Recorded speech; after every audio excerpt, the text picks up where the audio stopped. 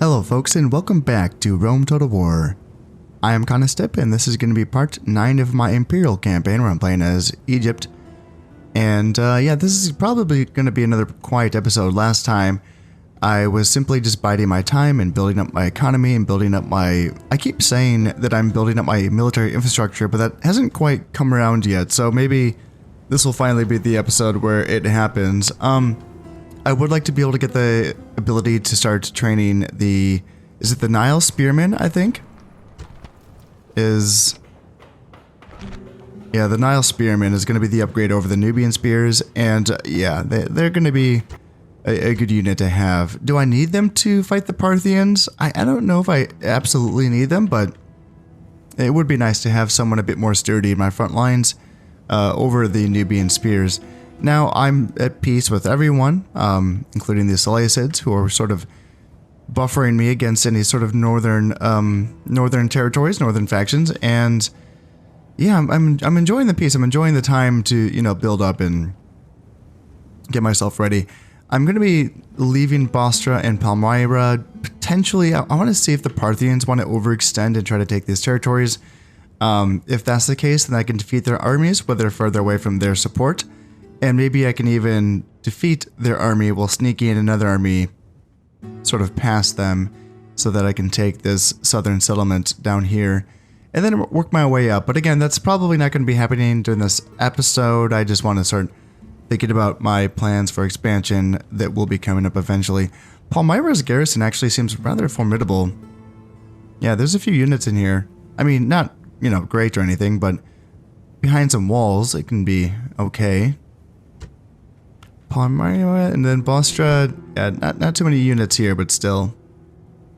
Yeah, it's going to be worth keeping an eye on. I would rather, like, watch the Parthians just try to take that rather than have me do it, but if it comes down to it, I can take care of it. Other than that, though, I think I'm at the end of this turn. Again, just, you know, working on my buildings and all that. There was something that was brought up in, I think, my last episode, or maybe... I'm recording these all ahead of time, so it's hard for me to keep track, but it was brought up, a question was brought up that I've sort of been afraid to ask myself just because of what it implies, and that is the whole idea of training peasants so that I can max out my... Oops. I was at the end of that turn anyway. Oh dear. Let me finish what I was saying first, but yeah, this button. This button? Yes, it's been a while. Yeah, so when I'm maxing out the garrison percentage, and, you know, by doing that I'm training all these peasants. So the question would be, is the upkeep that I'm paying for these peasants, 100 per peasant, worth the money that I'm getting from bumping the taxes up? And I don't know. It's kind of a frightening question to ask, just because then I do have to start doing the math on every single province. I like simple answers because it allows me to come up with a rule that I just simply follow, and I don't have to overthink these types of things. I know that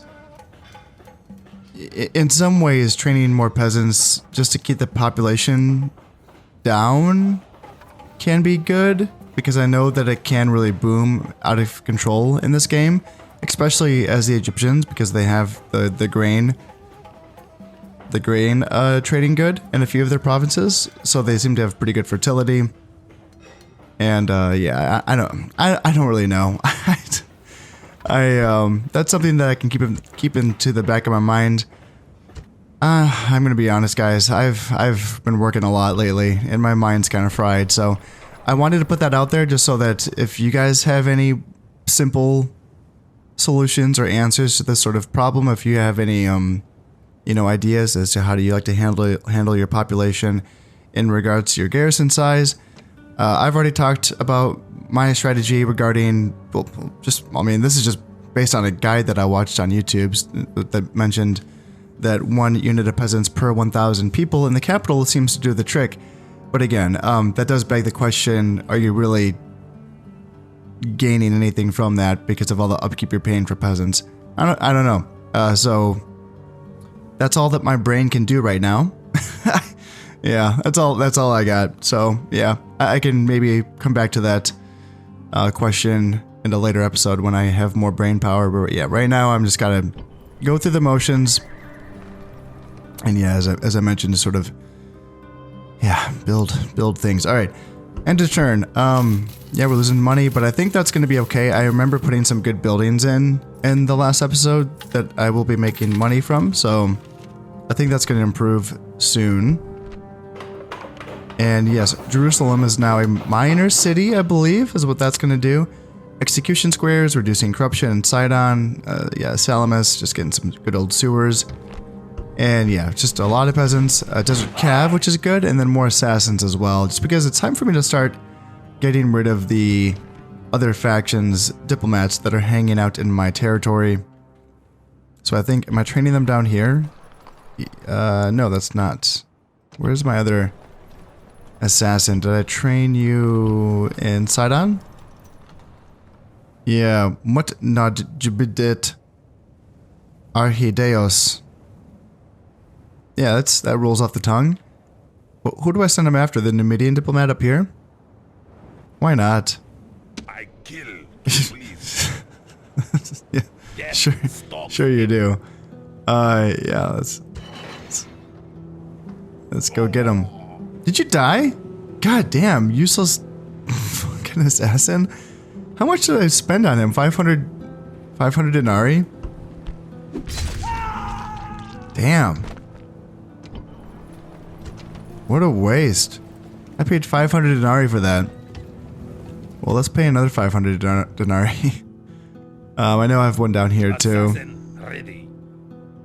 Yeah, can I kill this Seleucid diplomat? Death stalks him. He died too? Fucking hell. God damn. Oh. I'm a little wary of the diplomats just because in my Julia campaign, I know I've mentioned this before, but yeah, one of those diplomats bought one of my armies. It's just 2 units, but still, you know, I'm sort of on edge now because of that. Do I just keep training assassins and hoping that one of them doesn't die to a diplomat? Oh dear.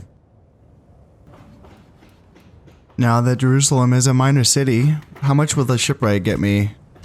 A lot of money? A lot of money? Yeah, that's a lot of money. All right, let's definitely do that. Shipwright in Jerusalem. See, that's, and I mentioned this at the end of the last episode, but it's hard to focus on the military infrastructure because the population it seems to grow so fast that by the time, you know, the settlements have reached the next tier of civilization, you can just start building more economy buildings again, which I'm just so, you know, intent on doing. It's hard to kind of make time for it. So here in Sidon, I'm thinking about getting just a tier 1 regular practice range because again, Jerusalem and Sidon will eventually team up to be retraining soldiers essentially for the armor upgrades and experience upgrades once they get to their top tier religious building. So to do that, they both are going to need, I think, practice ranges and the militia barracks is what I'm kind of thinking there. So yeah, maybe after getting the shipwright, I can finally start building the militia barracks, which will allow me to train Nile Spearmen here in Jerusalem. So maybe that will be the plan there.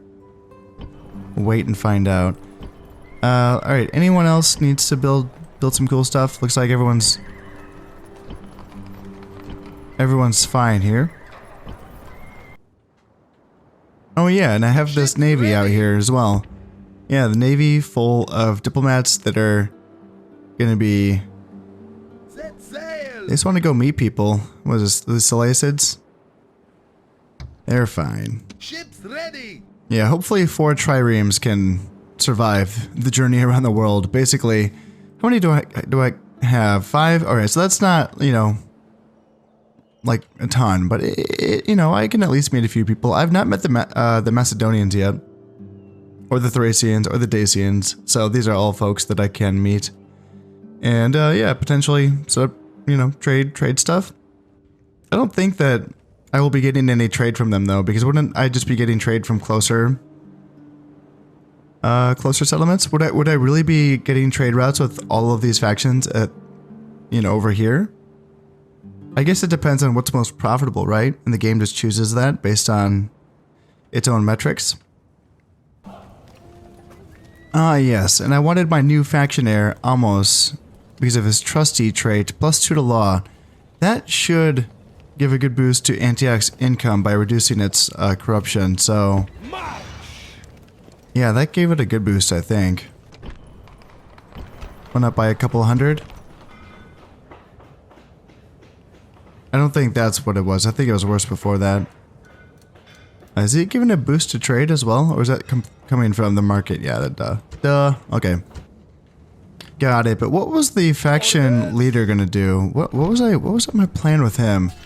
He has Decorated Hero, which is 20% discount on unit training costs, and maybe the idea was to hang out in Sidon, because these two territories, as I just said, were going to be sort of like the future, unit training facilities, I guess.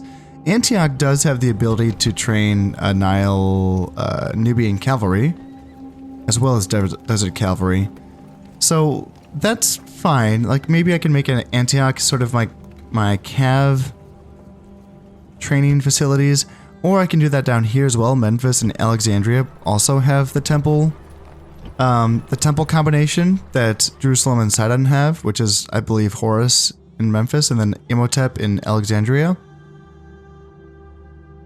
So yeah, maybe I can do like cavalry down here and then Antioch, and then in the center part I can do like infantry, ranged, and melee infantry. Chariots though, what do I have in mind for chariots? I guess I can do chariots in the same regions that I do my cavalry in, and anywhere else, because they are available with the blacksmith, which gives upgrades to weapons and armor, of course. And yeah, so I guess I can really train those anywhere that I have blacksmiths, which is going to be in any place where I intend to train soldiers. So that gives me some good flexibility in that regard. Before I forget, and I would rather take care of this now rather than wait, because I'm pretty sure this rebel fleet is going to blockade this port here eventually. I think this port was just finished being built. So let's go right on ahead and build some boats. Again, I don't know if the rebel fleets will continue to spawn here after this one has been destroyed. If anyone knows the answer, I would love to hear it, because I would like to simply disband these boats as soon as this rebel fleet's been taken care of. That way I don't have to pay upkeep on a fleet that's not going to be doing anything. But for now, let's at least build a few boats. Now, their stats are bigger than mine. 7 and 7 is their attack and defense. I think mine is 6 and 7. So I should probably have at least 3 boats, if not, maybe even 4. Yeah, 6 and 7. Moving on to another turn here, and check this out. Look at this. Macedon has become a client kingdom of the House of Bruttii. Wow. Yeah, I thought that was really difficult to do. Interesting. Well, I just happened to be on my way to go talk to the Macedonians amongst other people. I think I should probably drop off and talk to the Greeks first. What do we have here? A Greek army? Holy crap, it's a huge Greek army. I hope they're not going to be stuck there on roads, because, yeah, they don't need to be there. Yeah, hoplites. Those are some cool looking units. And some Rhodian slingers. A very good slinger unit, which I've never used. I just know that it is. Yeah, that army, man, they need to get on land and where they can be useful. They're just on this island is yeah, not really a crazy play. I mean, they could be taking on Helicarnassus. Maybe not. there's some Cretan archers there, so maybe it's going to be tough to take that. But yeah, definitely. I mean, there's a Seleucid town all the way over here as well. Are the Greeks at war with the Seleucids? Parthia, Pontus, and Armenia. Jesus, yeah, they're okay. They are being attacked from all sides, but they're allies with the Greeks. Okay, so that's why the Greeks are being nice. Huh? I wonder how they're holding out. Ooh, speaking of which, okay, here's the Armenians. Yep, here they are. And I wonder, are they going to be looking at this? I mean, if this is up to date, if that's an up-to-date garrison that I'm aware of, yeah, then they're going to be okay against that Armenian army. I wonder if the Parthians... Can this tell me? Do I have to click on something and look? How do I do this? There we go. So yeah, that is still held by the Seleucids. Okay, another assassin. Let's see. Can you kill this man? 16. Okay, 16% chance is not very high. That's why I didn't even look at the chance percentage for the other attempts. Huh? Are there easier targets for assassins than diplomats? Because that's not great. Would I be better off training them, using them to destroy buildings first, and then getting their skills up so that they can actually kill diplomats? Yeah, maybe that's going to be the key. So I have another assassin here. So I guess what I should be doing then is, for instance, like, I can train. So this is a really cool thing that I do really like in this game. I wish I could do this in Medieval Total War. All the time I actually wish I could do this, which is using the spies can go into other settlements and basically spot, you know, the buildings inside of the settlement, and then the assassin can infiltrate and then destroy those buildings. Now it's a little weird because you might think, like, why can't the spy just do that? You know, why does it have to be, why is it the assassin's job? You know, I think that in a sense it's a way of sort of expanding the abilities of an assassin. In Shogun and Medieval, the assassins, of course, just killed people, and that was only their only job, really. And you can see that that's somewhat limiting, you know. The chances were low of something really substantial happening via an assassin, like killing a faction heir or faction leader, or killing an army's general on the turn that you attack. Like, those are all really low chance things. And when that happens, it can be really, you know, remarkable, but you know, the impact overall, I think, can be pretty low. So I think that in this game, by adding another skill to the repertoire of the assassins was a good idea. It's a little weird still, and it's a little funky that, you know, now you need 2 agents to succeed in infiltrating a settlement so that you can just, say, destroy a simple building like a tier 1 shrine or something. But when it works, what you can sort of be doing is destroying all the buildings that give happiness to that settlement and potentially cause some issues. Now, in my experience, I have not seen that happen. I've not been able to, like, cause rebellions or anything like that. And I really hope that that is possible. It's something that gave so much flavor and so much fun to games like Shogun and Medieval, where you can cause uprising and just rebellions and civil wars and whatever just by using your agents. And in this game, I don't know what else you can do other than do the thing that I just described. You know, I don't know. I'm a little bit curious as to what all the types of strategies that can be used via agents. I feel like I've really explored a lot of the possibilities in Shogun and Medieval. But in this game, I'm still a little bit, I'm curious for sure. I would like to test some things out. And yeah, I would, so this is the time to do that. So let's do that. Let's train up another spy here in Memphis. And then the spy and the assassin can be best friends, and they can go out to Siwa and just mess with the Numidians. Like, we're already neutral. We are trading with them. We did have to bribe an earlier smaller army of theirs just to keep it away from us, so that we can remain neutral and remain trading with them. As you can see, we got some pretty good roads heading from all of our settlements into Siwa, so I would like to keep those roads flowing with trade. And, but in the meantime, like, if we can destroy some of their buildings that sort of, you know, holds them together, then yeah, maybe we can sort of make them think twice about sending any, you know, adventurers in our direction. And then I guess we can go north with that as well. I don't really want to destabilize the Seleucids, honestly. I'd rather keep them as okay as possible for as long as possible. We have a Pontic spy up here. nearby Tarsus. So yeah, I don't really want to destabilize the Seleucids. Maybe going on a real adventure and taking my spy and my assassin out to this settlement to see what's going on here. Maybe that's what I want to do. So let's take him down here. Let's train up a spy down here in Jerusalem. And then, yeah, I guess try to train up my assassins that way. You know, if they're not going to be able to kill just basic diplomats hanging out in my territory, then, yeah, maybe there's got to be another way. There has to be another way.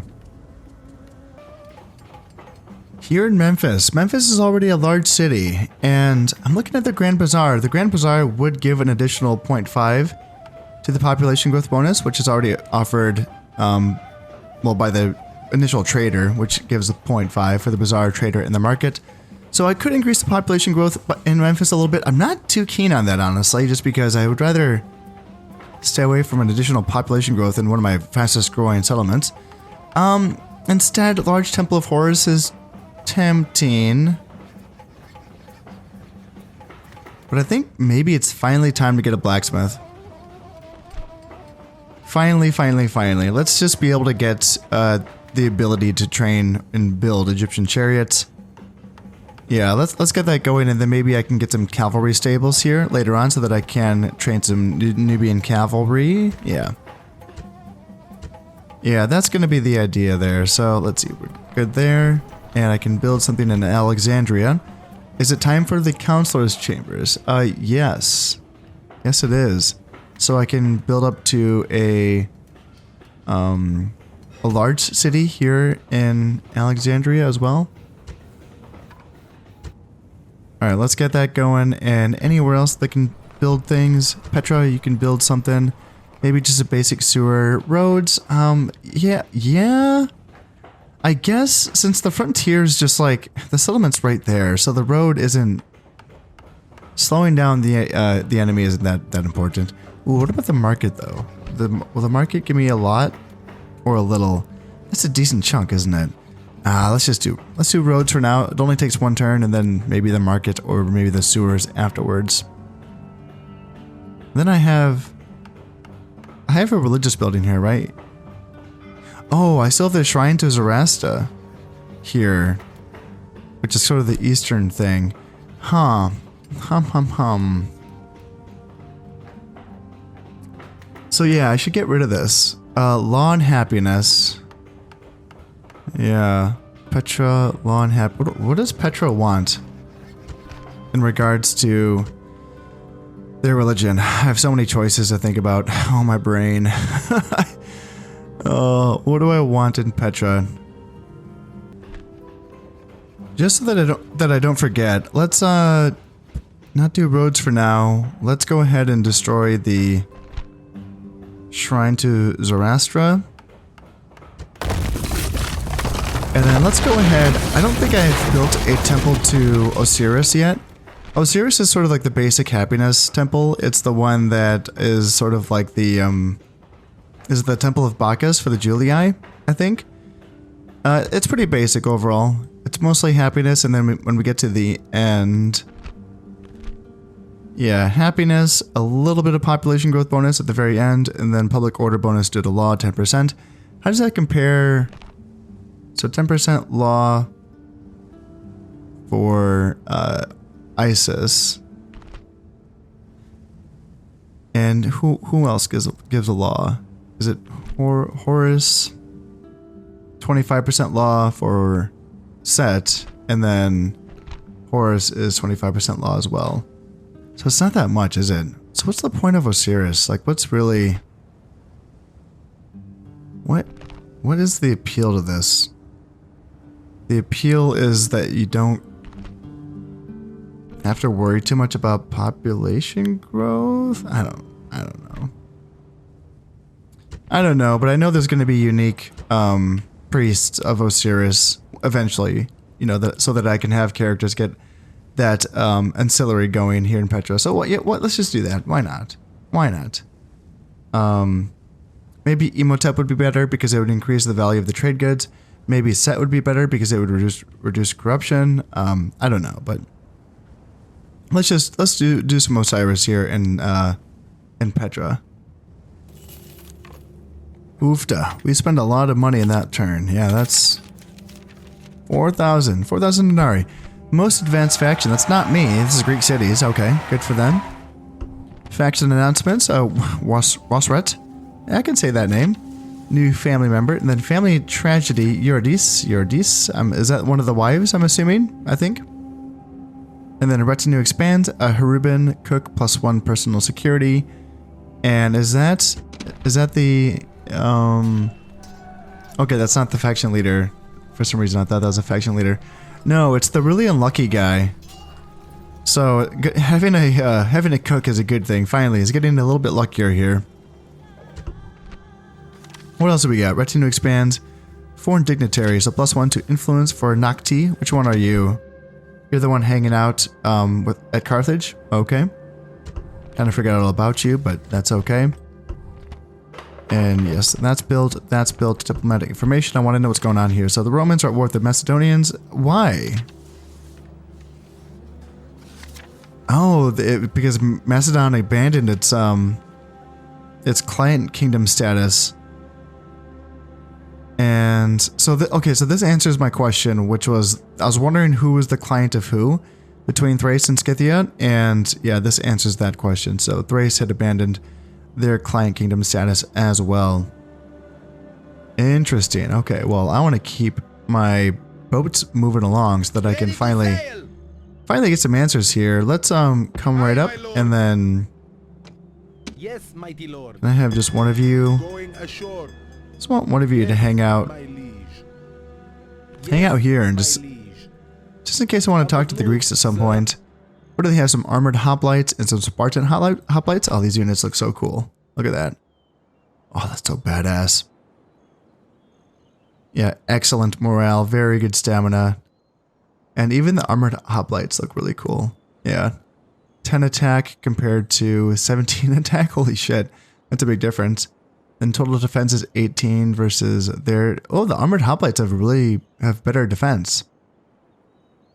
It's their armor. So the Spartans don't have much armor. Okay. So they have like the Spartans as if they're kind of like the Spartans in the movie 300, where they just have their abs and their big old shields. And yeah, that's funny. Because we know that they didn't fight, you know, like the Spartans obviously wore armor, right? But this game has them as if they're not wearing any armor at all. It's so funny. Oh dear. Yeah, so like 11 armor on the armored hoplites. Defense skill 7, defense skill 10. So they try to make up for it, but still, you know. And the shield is the same. And oh, they have 2 hit points. Oh, one hit's not enough to take down a Spartan. You need to hit him twice. I get it. Yeah, they are the super elite. I get it. All right, well, let's send you probably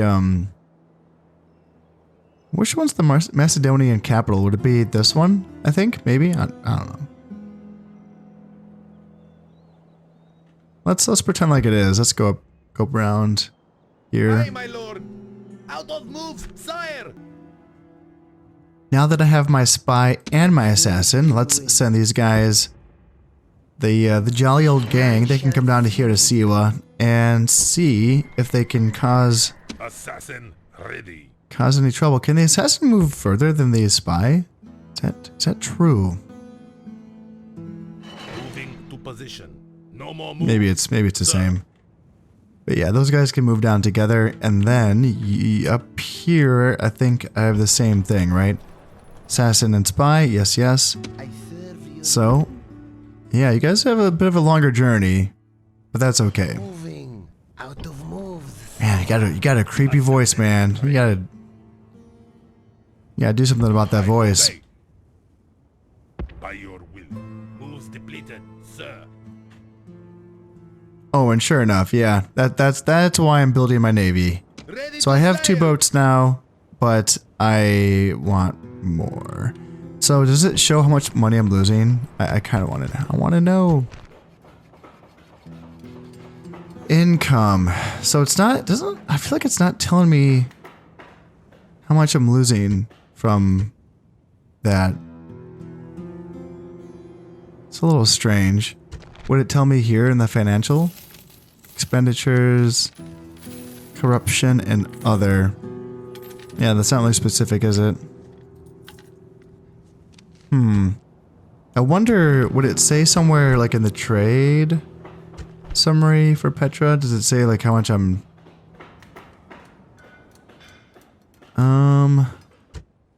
So it just shows that I'm not making any money from Thebes.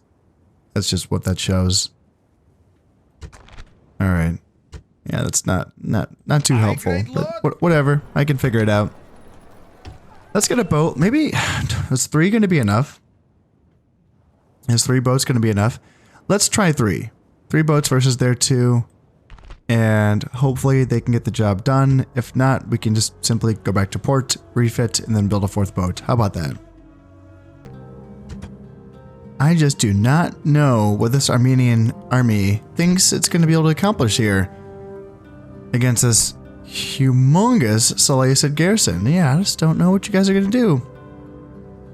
Unless you have some backup coming on the way, you guys are going to need a bigger boat. But I, on the other hand, I'm at the end of this turn, so why don't I just go on ahead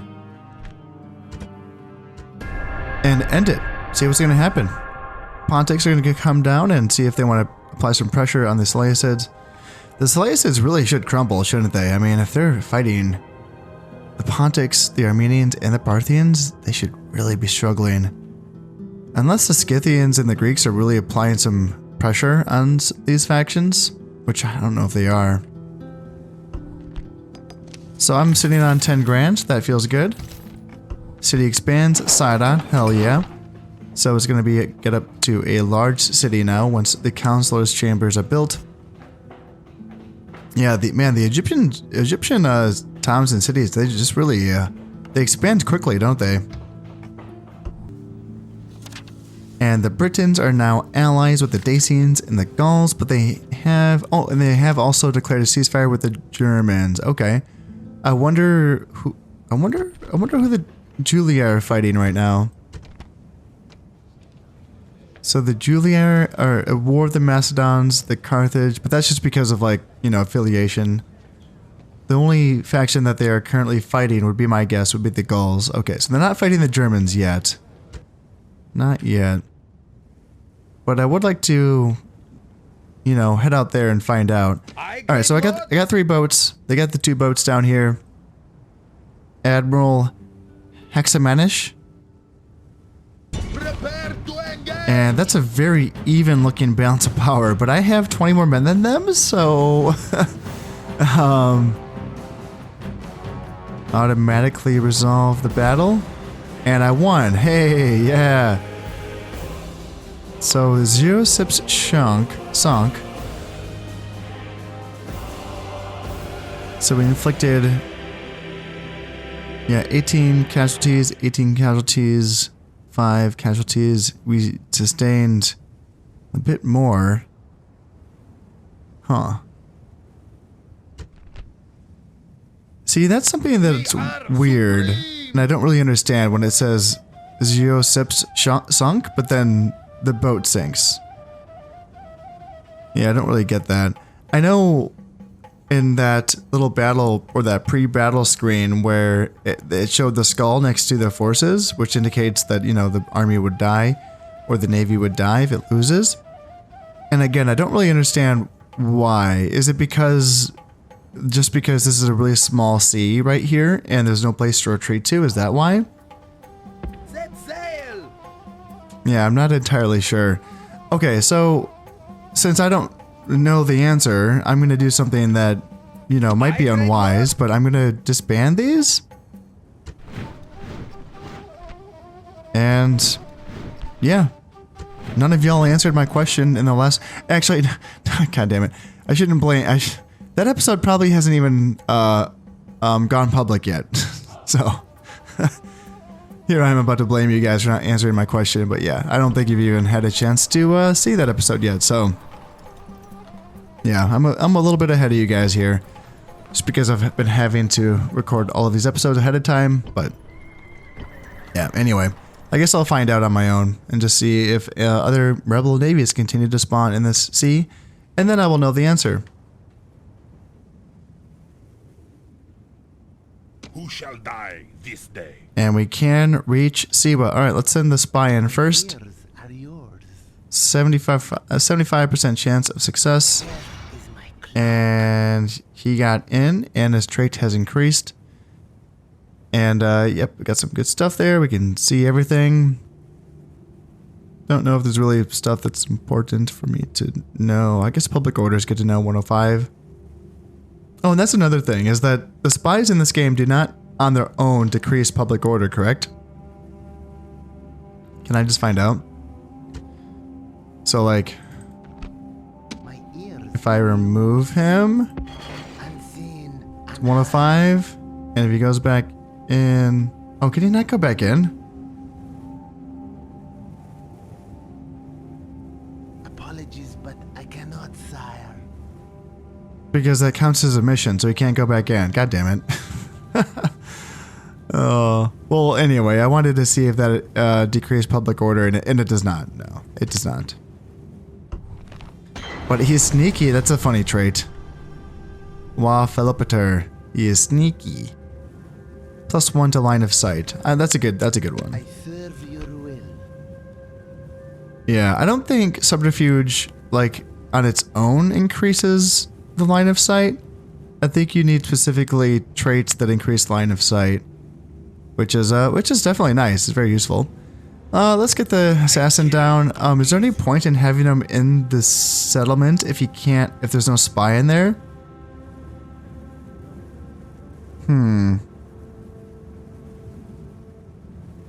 I think let's just keep him outside. I don't think he actually goes inside. I think he stands on the outside with the spies on the inside. I think that's how that works. Well, here in Jerusalem, as always, I am tempted, very tempted to get the bazaar. The bazaar that's some good extra cash. It sure is. But you know what? I have to finally build the militia barracks for that Nile spearman. Yeah, I got to get these guys going. Attack of 7, defense of 13, so 7 and 13, and then 5 and 8. So yeah, it's a good upgrade. 2 more attack and then 5 more defense. Overall, let's see, armor. So they have 3 more armor and 2 more defense skill. And even though it does not show it here, I do know that they have a morale of 4, whereas the Nubian Spears have a morale of 2. So that's a big difference as well. How about their abilities? Yeah, it just says poor morale for the Nubians, so that's it's pretty obvious. And yeah, the Niles, let's see, recruitment cost 360, so 230. That's a big increase money-wise, and upkeep as well, 70 more. Yeah, that's a big boost.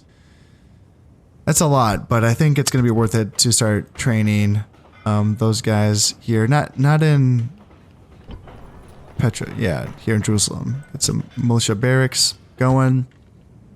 Sidon's working on becoming a large city once the Counselor's Chambers is finished being built. Damascus, yeah, you're chilling. And Antioch, you are getting that bazaar for that good money up there as well. Now let's see if we can bring one of our diplomats on over. Can we not do this? Ships ready. I don't need all of them to Yes, mighty lord. go on land. I just need one of you guys. Yes, mighty There you go. lord. Going ashore. Okay, you can make your way on over to this Macedonian city right there, and we can finally open some discussion with them. Ready to sail. And then I think I want to bring the rest of these guys up to Thracian and Dacian land. So maybe go up to the Black Sea, perhaps? Maybe? Is that what I want? Or is there a faster way? Yeah, maybe Yes, mighty we lord. just go Moves depleted. up that way. So it's gonna be 1, 2 diplomats, 3, 4 diplomats, and then I guess 5 for Rome for the Senate. Yeah, I'm gonna want to go back and get more diplomats to spy on the barbarian factions as well. I probably should have just waited, but I was a little impatient there to get that expedition underway. Oh, cool. So we do have, yes, moving on to the next turn, we got some retinue for my diplomat. So yes, you're up to 2 influence. And all you've done is hang out on a boat this entire time, so you have a foreign hostage somehow. A little bit suspicious. But this is the one that kind of struck my eye. So Ptahhotep, Priest of Horus, where are you? Are you down here in Jerusalem? Okay. 48 years old. Priest of Horus, what do you give? So it's +1 management, so that's going to increase the money that the settlement makes. And then +1 law, which also increases the money by reducing the corruption. So that's what Horus does. Interesting. Interesting. That's a good one. That's a good one. It's always nice to be able to reduce corruption. So Jerusalem is, what, suffering from 47 corruption? That doesn't seem so bad. Ooh, devastation though. Why is there devastation here? What am I missing? There's no brigands. And I feel like there haven't been any brigands for a while.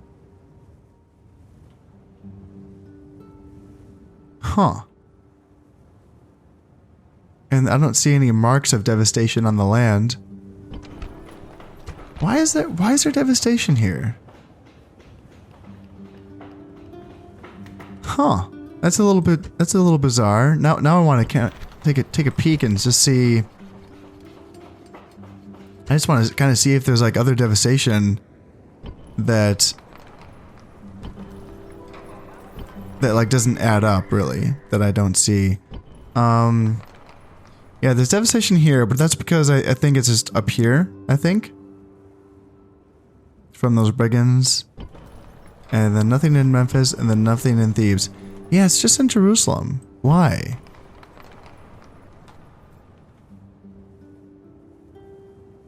Well, it must be something that I just forgot happened, I suppose.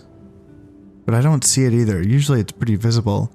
Yeah, interesting. It's small though, so I'm guessing it's going to go away pretty soon.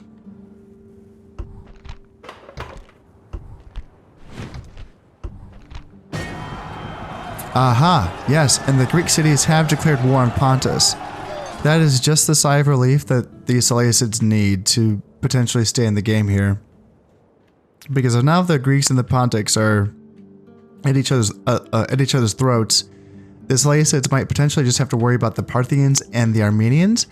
And on that note, it seems like this settlement has been able to remain in Seleucid hands. So, yeah, that Armenian army was not nearly big enough to take that settlement.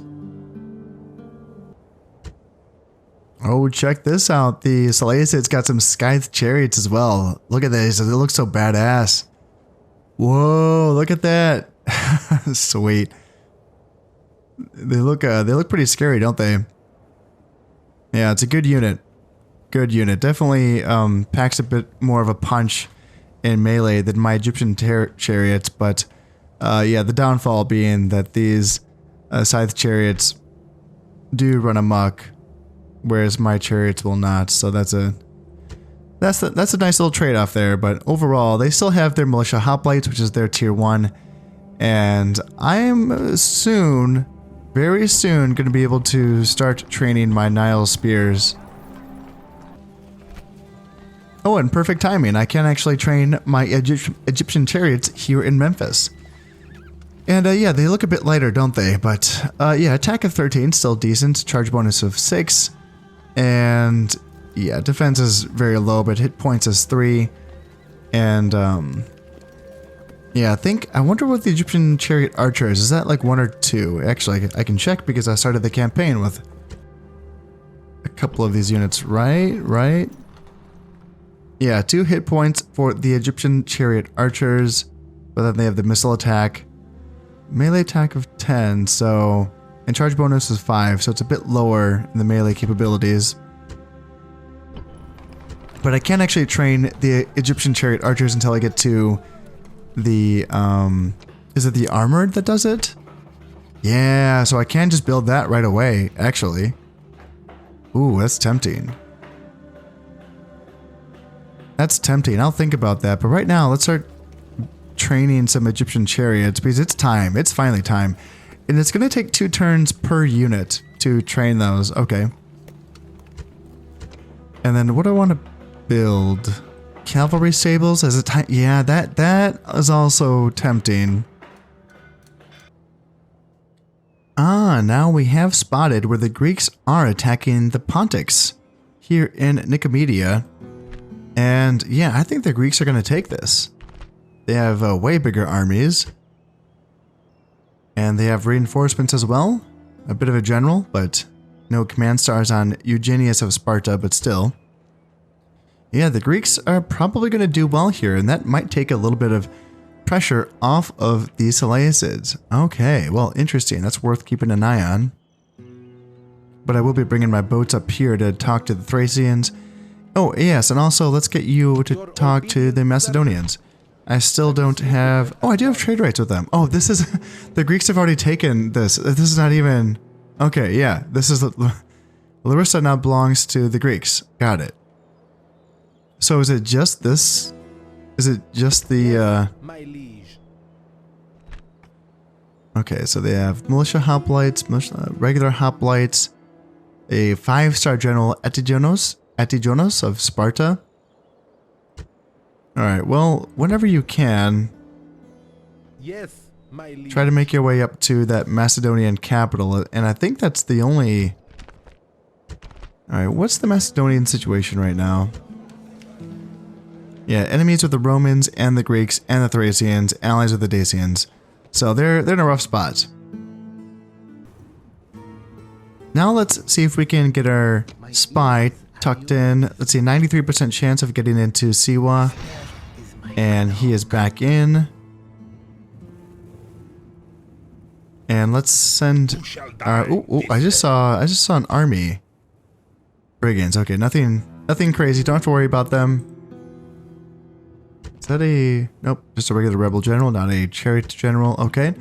Alright, assassin. You go here, and I don't want to kill anyone. I could actually attack my own spy if I wanted to. No. 2% chance of killing the faction heir. Nah. But this stuff, this is what I'm interested in. So the Temple of Baal. Temple of Baal is giving 10% bonus to happiness and law. So that seems like a pretty good target to me. And that's also the highest percentage chance of accomplishing. So I think that that's what I'm going to want to do. And he did succeed. So the Temple of Baal has been destroyed. And public order is down to 80%. So yeah, I mean, that did something. That did do something. Are there other buildings that I could destroy that give bonuses to happiness? I don't think so. Yeah, the market is just money and then population. Practice range is units. Militia barracks is units. Stables is for units. I can't destroy the walls or the paved roads, and I don't think I can destroy the port either. So, yeah, after destroying the Temple of Baal, I think that that's the only thing I can do to affect the population order, or the public order. You know, like short of going after the faction heir, that is. Now Thebes has expanded as well, so that's going to be a good boost to our empire. What's happening here? Agent found. So I found Antioch. I found a Seleucid agent. Okay. So where is he? Okay, there he is. It's kind of hard to see him. Well, I don't have an assassin immediately available. Let's try this again. Let's try this again. 500 denarii. It's expensive, but let's see. Maybe he can gain some experience by killing a spy. I tend to doubt that it's going to be easier than trying to kill the diplomats, but let's just see anyway. Now Salamis has grown to the next level as well. I think this is going to be a minor city for Salamis. That's awesome. Salamis is, I think, one of my richest settlements. I think, maybe. I have a lot of rich settlements, so it's hard to know. But yeah, I think Jerusalem, Antioch, and Salamis are all pretty gosh darn good. And what else do we have? Stoic philosophy. So Ariston of Chios begins his teaching of the Stoic way of life. This philosophy derives its name from the porch of the Athenian Agora, Stoa Poikile. It is here that Stoics first met and propounded their ideas that emotions like envy or passion arise from false judgments. A person who has attained moral and intellectual perfection will avoid these feelings. Interesting. I don't know anything about Ariston of Chios, so that'd be something that'd be fun for me to look up at some point. Learn more about. Most advanced faction. So yes, that's the Greeks. So it seems to me like it's going back and forth between myself and the Greeks. And what do we have? So coming of age. Nice. Tanu Tamun. I can say that actually. I can say that name. Good for me. 16 years old. He's in Jerusalem. One influence. Heartless rulers. So yep, that's the influence, and then Droughtsman. So 10% discount on construction costs. Good. That's yeah. Is that the same as your dad? I'm assuming this is your dad, and does he also have Droughtsman or no? He does. Huh. I wonder if traits aren't inherited ever from like dads, are they? Father and son? Probably not, but retinue expands as well. Another foreign hostage for Mushver Epiphanes. Another foreign hostage on a boat. Guys, where are you getting the foreign hostages? You're on boats. How is this happening? I don't want to know. I don't want to know. Some questions are best left unanswered. Paved roads is finished in Petra, and the militia barracks finally is finished here in Jerusalem. So now I can finally start training some Nile spears. Yes, recruitment, and then, ooh, a lot of stuff going on here. Allies, Scythians and the Germans, good, Macedonians, and, Macedonians and the Bruttii are allies, and the Macedonians have achieved a ceasefire with the other Roman factions, and, oh, so this is why. So the Macedonians have become a client kingdom again of the Bruttii, so that's what's going on here. Okay. Yeah, the Macedonians are just in a real pickle, aren't they? Can I finally get this diplomat up here? Not quite. Yes, my liege. Oh, the Bruttii. Holy shit, the Bruttii are stomping around in this neighborhood. Okay. Well, I could talk to them too. It's too bad I didn't know that they were there. Oh, that's a fort. Oh, that's a fort. Okay, that's why. I was like, right? No, it's a city. Oh. Oh, it's a city. It wasn't on the map before. Was this? What the hell? Okay. It wasn't on the map because it wasn't as part of the map information that another faction had sold me at some point. So I guess it. Oh, yeah. I didn't know. Got some brigands here and militia hoplites. Cheridimos of Masana. Far away from home. Well, I guess I can talk to the Romans in the next turn, and the Macedonians after that. And I wonder, I mean, the Bruttii, they're not at war with the Greeks yet, are they? No. They're just nominally enemies of the Carthaginians and the Gauls, but they haven't started fighting the Greeks yet.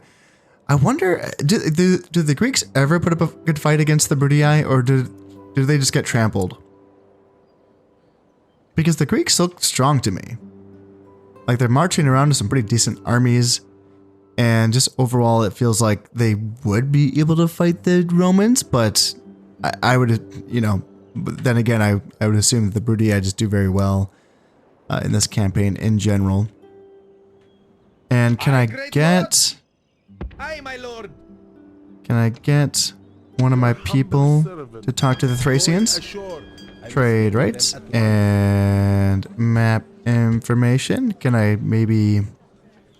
I don't even want to ask them for money, honestly, because anyone on this part of the world is going to be potentially in the way of the Romans. And if you can kind of slow them down, that's fine with me. So I kind of want to just do this. And yeah, that's totally fine with me. So we got some map information. So this is a fort. That's a weird place to build a fort. That's the capital down there. I kind of want to hang out at the capital, but I guess it doesn't really matter. And then Ready to sail. I want to go talk to the Dacians as well. So let's get another agent out. Sire, And then, yeah, you come on over and talk to them. going ashore at once. And this is the Scythian capital. Let's have my last Aye, great lord. dude Yes, mighty lord. come up and hang out at the Going Scythian ashore capital. at once. And then, yeah, let's just send my boats all the way back, I guess. Aye, my lord. Yeah, it probably would have been better to just wait until I had my other diplomats trained up so that I can just have them talking to everyone. But, whatever. And finally, being able to train some Nile Spearmen. Man, oh man. It's gosh darn time. Alright, let's get these guys going, because I think that, yeah, having the Nile Spears in my attacking armies that I'm going to be sending out to take on Dumantha at some point. And the Parthians kind of look like they're on the move, aren't they? They kind of look like they're looking at Palmyra.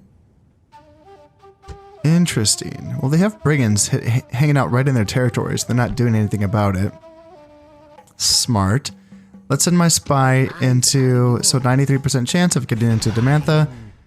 And... Yep, cool. So 125% public order. And he got a trait increase. He's also sneaky. Yes, yes. I kill An assassin. Can you do something about this? dead. So, Shrine to Zoroaster is 5% happiness and 5% law. And then, yeah, Trader and Barracks. I mean, destroying the Trader would remove that population growth bonus, I guess. And Barracks would, you know, make it so that they can't train Eastern Spearmen. But I don't really care if they can train those units because they're trash. So, let's go ahead and destroy the Shrine. Out of moves, sir. Really? Really? Why'd you tease me about this then? Oh dear. Okay, try again next turn. And yeah, we'll just kind of keep an eye on them. See which way they're going to be heading. But as I was saying, I think that the idea is I'm going to want my Nile Spears and my Egyptian chariots and my Desert Cavalry to go after the Parthians. Just because... So I'm assuming... I think their generals come in cataphract units. I think, right? I don't have any vision on any generals, do I?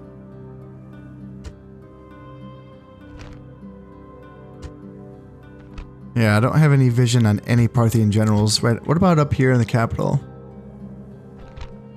Yeah, nothing. I can't see anything. But the Desert Cavalry that I have should do well against the cataphracts if I have to fight any, because my Desert Cavalry do have that bonus versus armor. However, against, like, for instance, the Seleucids, I'm fine just having the Nile or the Nubian Cavalry up here just because they do better against unarmored units, and the Seleucids are still kind of in their tier 1 phase where they have militia stuff, they have peasants. Their cavalry that they do have isn't great. Their family member units, like, isn't super great. Armor of 4, like, it's nothing. That's not insane, I don't think. Yeah, 0 shield, so it's just, and then also like the militia cavalry as well. Like it's a Javcav. So I think I'm okay having the Nubian Cav up here to face off against the Seleucids, and then whatever else comes, whatever Pontics or, you know, Armenians or whatever. And then same down here, I can have the Nubians, you know, just kind of guard my home territories against whatever comes this way, whether it's the Numidians or whether it's the Carthaginians. And then, yeah, just save the Desert Cavalry for the heavily armored stuff, like the Parthian cataphracts. If I have to fight against Armenian heavy cataphracts as well, that's an idea. But I think keeping my Nubian spears, my tier 1 Nubian spears, up here in Antioch Sire! should be fine. Oh, I can train some, or I can hire some more Eastern mercenaries. Yep, all damn day. Orders? And I'm gonna send. Essentially, the idea is I'm gonna build this army out to be like a professional attacking army, and then I want to accompany it with a army of mercenaries, which I think would be really fun. I've done it before, where I've had the mercenaries just commanded by the AI, and I attack, and it's I don't know, it's kind of thematically really cool to take part in. So I want to do that, and I'm kind of tempted to actually not even take Bastra. Like, why not just skip Bastra? I mean, for now. I mean, eventually, yes, I will, of course, take it. But for now, when I do plan on taking Damantha, why take Bastra? You know, it just gives another point for me to have to defend against the Parthians. Whereas if I just kind of go by it and ignore it, and because I don't need to connect with my back territories, there's like no reason to. Bastra wouldn't really give me much in regards to being like a forward base where I can train units. Well, no, because I wouldn't be able to train much in a low tier settlement. This is just a, yeah, it's just a tier 1 town. So I would be able to train next to nothing there. So what's the point really? Send my professional army accompanied by some mercenaries past Bastra all the way into Parthian territory, take this, hopefully without too many casualties, and then start to think about, you know, nipping up here and taking this territory. Yeah, I'd be overstretched, but why give the Parthians another territory that they could threaten, you know? I feel like I could leave that easily for later on. And that would kind of leave them in a bind where if they want to threaten me, well, they have to march all the way back. So that's kind of what I have in mind for that. Oh, just perfect timing. A 1 unit army of brigands is here outside of Alexandria. Right as the devastation, I'm assuming, was about to clear. I'm assuming this devastation, 88 devastation. It was just about to clear. Well, that's going to have to be dealt with in the next episode, because I'm going to wrap this one up here. So I hope you have enjoyed this one, and thank you very much for watching. This has been Conasip playing Rome Total War. Thank you very much, and goodbye.